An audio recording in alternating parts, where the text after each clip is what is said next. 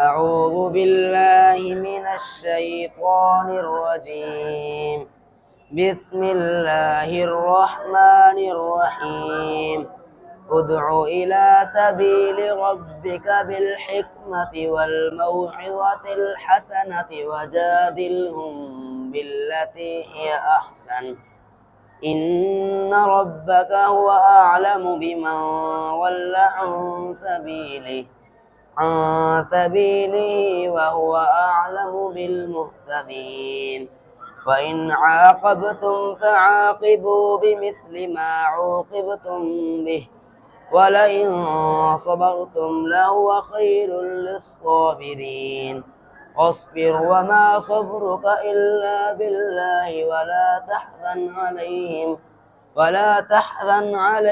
ولا تك في ضيق مما يمكرون. إن الله مع الذين اتقوا والذين هم محسنون. صدق الله العظيم.